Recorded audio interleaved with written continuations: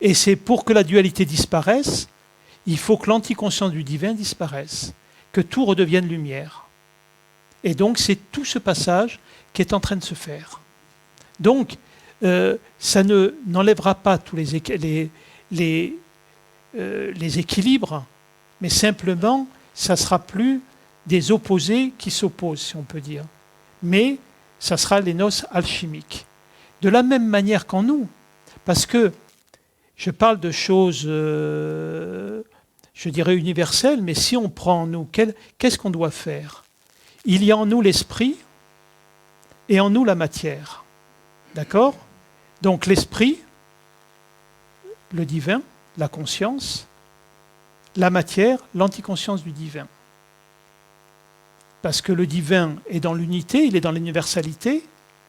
Le mental, le corps, la matière, elle est dans l'individualité. Et donc, ce qu'on dit dans toutes les traditions, l'athanor, c'est-à-dire le plomb qui se transforme en or, c'est qu'il y ait ce bouleversement et qu'il y ait ces épousailles entre l'esprit et la matière. Et cette épousaille, effectivement, fait que la matière se remet au service d'où elle est issue, c'est-à-dire de l'esprit. Et ça se fait au niveau individuel et ça se fait sur tout l'univers entier.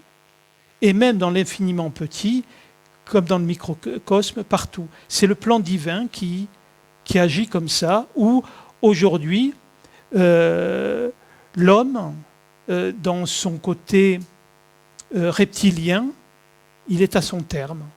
On est arrivé à un niveau tellement éloigné du divin, tellement dans la cruauté, dans la barbarie, dans la violence, dans le rejet de l'autre, où aujourd'hui, vous allez dans une école et vous demandez à des enfants qui est Dieu, il y en a qui n'ont jamais même entendu parler de ce mot.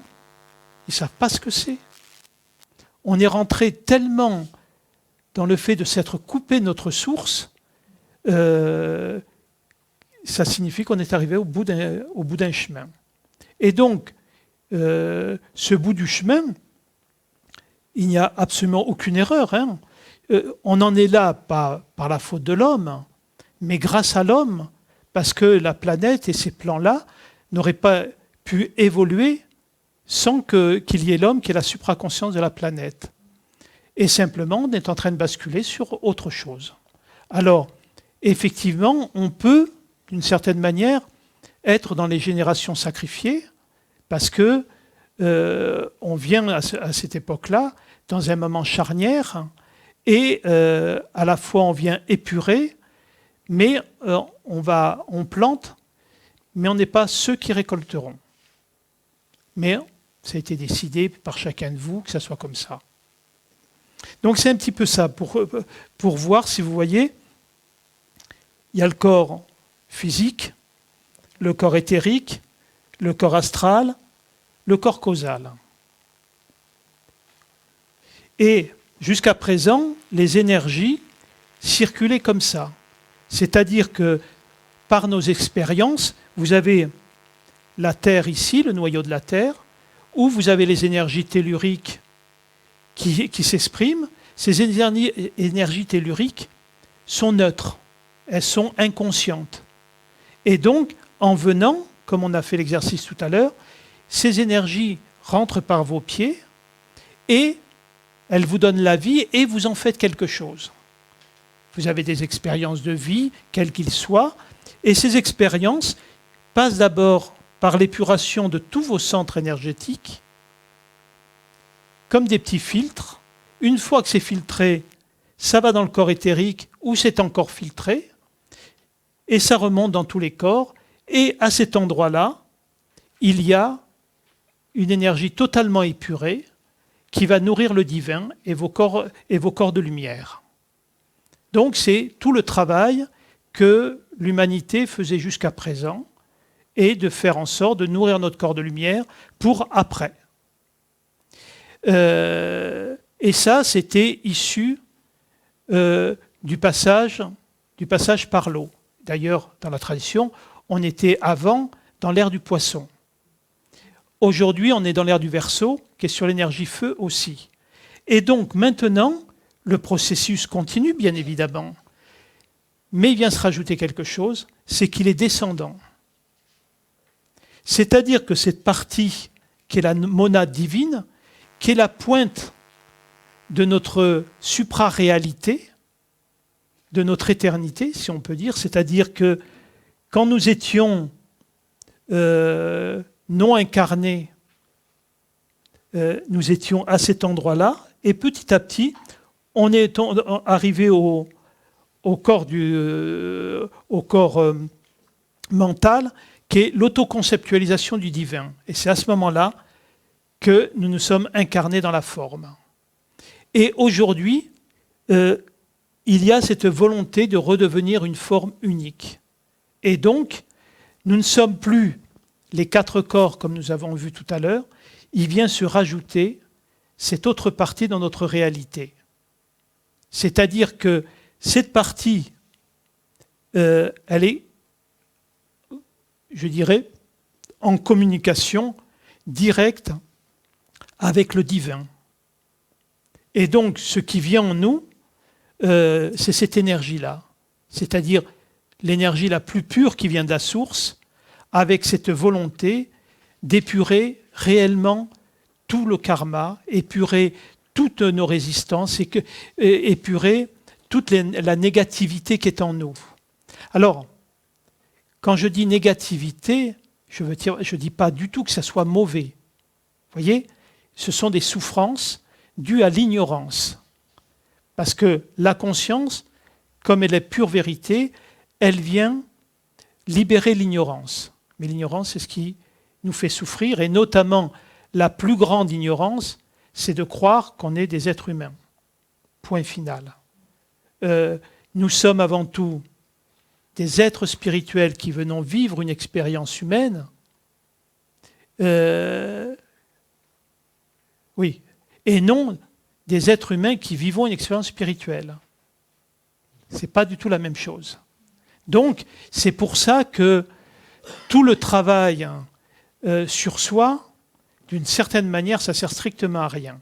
Je dis bien d'une certaine manière, hein, attention. Hein. Je dis, par rapport à ça, des personnes qui ont ouvert un peu leur cœur. Pour des personnes qui ont des problématiques psychologiques fortes, et ça va de soi, bien évidemment. Mais autrement, il faut bien comprendre que ce n'est pas en repeignant votre voiture, en changeant les sièges ou les rétroviseurs que vous devenez un meilleur conducteur. Vous voyez ? Donc c'est la même chose. Donc voilà, alors, qu'est-ce qui va faire que concrètement les choses deviennent plus compliquées ? C'est ce qui se passe au niveau cosmique. C'est-à-dire que, comme on l'a vu tout à l'heure, notre corps physique, il est relié à la Terre. On l'a vu au niveau de l'énergie vitale, on est lié à la Terre, au mouvement de la Terre. Donc, effectivement, quand la Terre va mal, notre physique va mal. C'est-à-dire, si la Terre va mal, le climat, la nourriture, le climat social, etc., va nous affecter d'une manière directe. Notre corps éthérique, lui, il est lié beaucoup à Jupiter et à la Lune. Donc, le corps éthérique.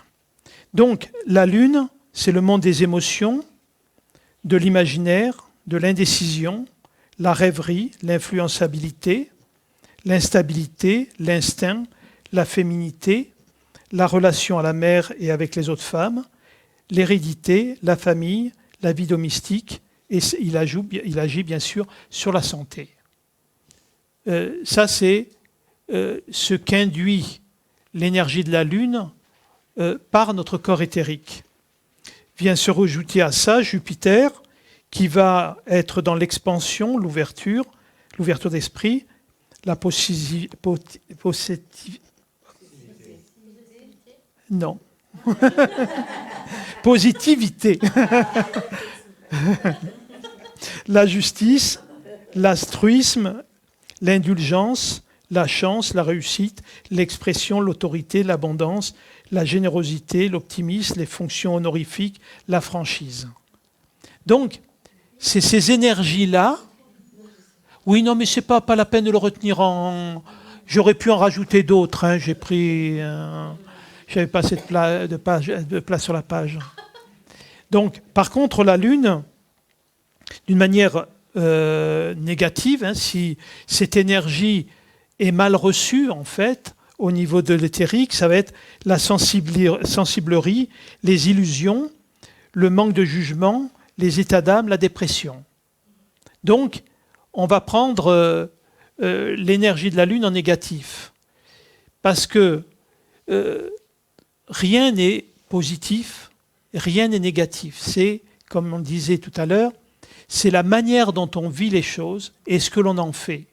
Si vous prenez par exemple un carré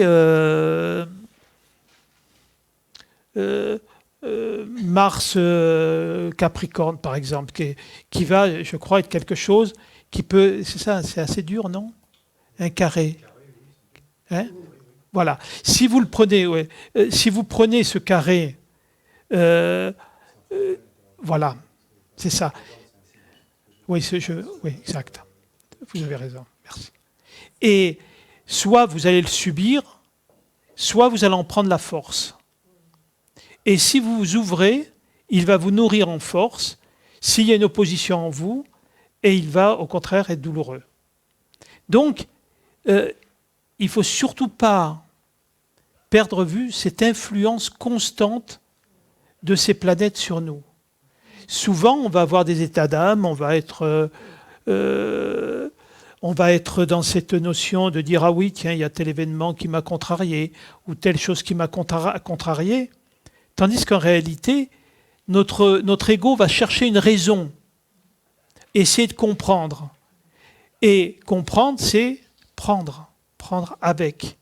Donc, globalement, on va créer nous-mêmes notre tension quand en fait nous étions traversés que par une énergie et sur laquelle on s'est opposé ou sur laquelle on a résisté.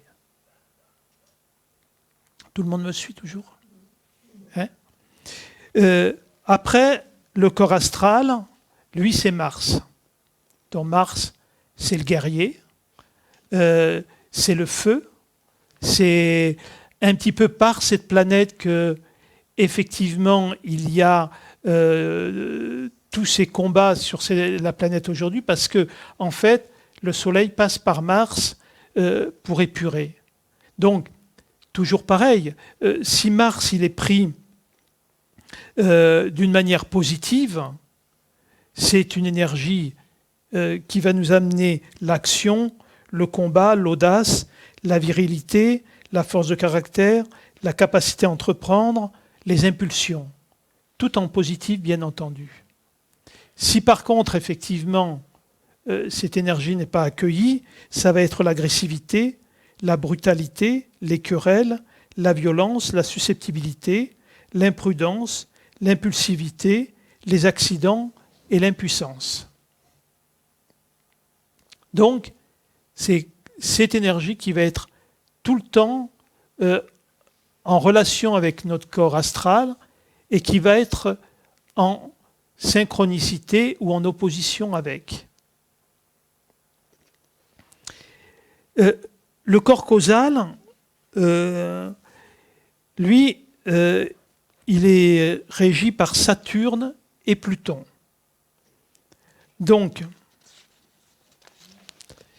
Saturne, effectivement, c'est ce côté de la méthode, la prudence et la prévoyance, le sens du devoir et de la rigueur, la précision, les engagements et les convictions, la ténacité et l'opiniâtreté, la maîtrise et surtout le travail sur soi.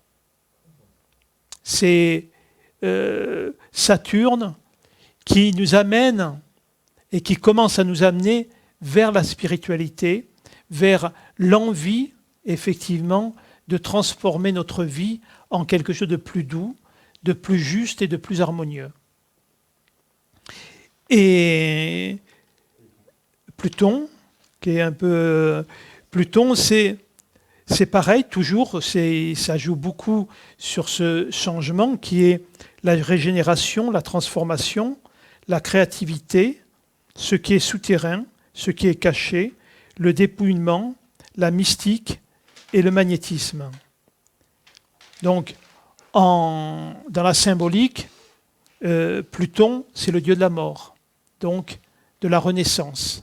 Donc le corps causal, il est tout le temps là, comme un corps par où les guides viennent nous inspirer, les plans angéliques, toute la guidance vient beaucoup par ce plan-là. Et sur le support, effectivement, de Saturne et de Pluton. Parce que ils ne peuvent pas venir nous susurrer à l'oreille et nous dire les directives. C'est simplement ces énergies qui vont être un peu plus fortes, un peu plus précises et qui vont pousser l'être humain à changer. Vous voyez, prendre bien conscience de ça nous ramène dans notre universalité. De voir que selon l'alignement, ce qui est décidé sur le plan divin, ces énergies vont venir agir d'une manière très précise pour nous amener dans telle ou telle direction.